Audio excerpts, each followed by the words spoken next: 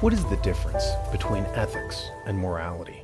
Bruce Weinstein, in his book Ethical Intelligence, writes, "The word morality comes from moralis, a Latin word that Cicero coined as a translation of the Greek word ethikos, which is the origin of the term ethics. Thus morality is to ethics what chapeau is to hat or caliente is to hot. It's true that many, perhaps most people, make a distinction between morality and ethics. But the problem is that no two people seem to agree about what that distinction is. Test this claim by asking 5 people you know, do you believe there is a difference between ethics and morality? If so, what is that difference? You'll get responses like these. Ethics has to do with social standards, morality is about personal beliefs. Ethics comes from secular institutions, whereas morality is a religious phenomenon. Ethical judgments are absolute and objective, moral judgments are relative and subjective. Not only do folks differ about what the distinction between the concepts is, they also differ about how to define each one. Even those who believe there is no difference between ethics and morality may differ over how to define them. If the first part of creating an actionable ethics is defining it, then the second part is thinking about it systematically. Toward that end, it might be beneficial to turn to systems theory.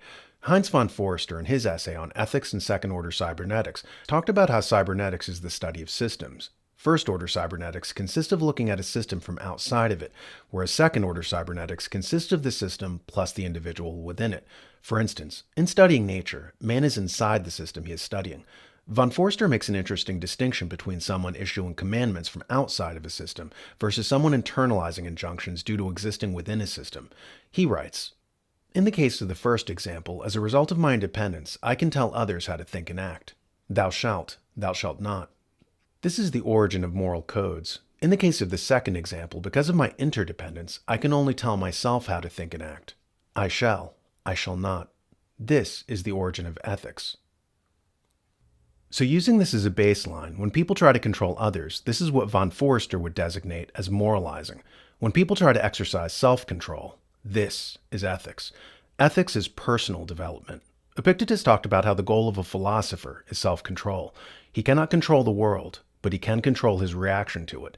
If he achieves this, nothing can enslave him. "I must die," says Epictetus. "But must I die groaning too? Be fettered? Must I be lamenting too?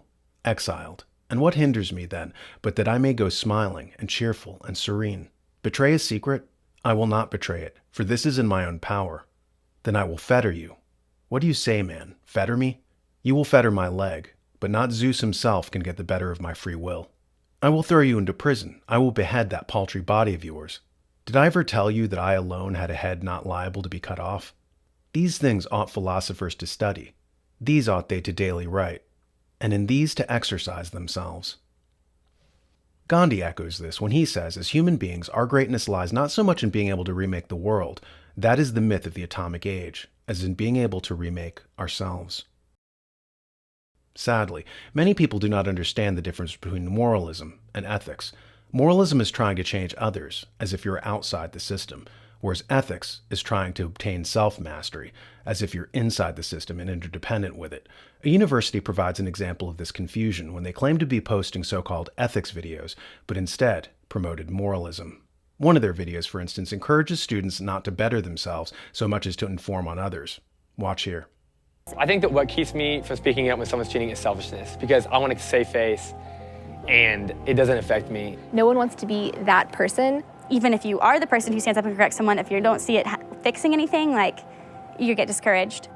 These young people assume that it's their responsibility to correct others. What they're engaging in is moralism. It is social control. Ethics is self-control. If you're young and idealistic and you want to change the world, the best way to do that is to be the change you want to see. How we conduct ourselves can have a pronounced effect on how others behave. It sets up a cultural field which produces a profound effect on objects within that field. As a personal example, I remember maximizing my time at a job. Whenever I had downtime, I would pull out a technical manual and try to read it in little snatches. Though I never preached about this attempt at knowledge acquisition, I was shocked when others saw me out of the corner of their eyes and it inspired them to follow suit. Once watching coworkers goof off or spend time unproductively during lulls, someone brought to my attention the fact that they were now reading worthwhile material in their downtime. Without knowing it, I had set up a cultural field around me. I became what Cass Sunstein calls a norm entrepreneur in his book, How Change Happens. At any rate, you get the point. Ethics is personal development. It's not social control. The fact that good behavior can influence others in positive ways is a great side effect, but it is not the primary purpose of ethics. Ethics is you taking control of your life, being free to make decisions without having your will influenced by vices or other outside influences. As Pythagoras said, no man is truly free who is ruled by and slave to his passions. If you like this content, you'll love The New American Magazine. It comes out twice a month. Consider getting a subscription. Go to thenewamerican.com and check it out.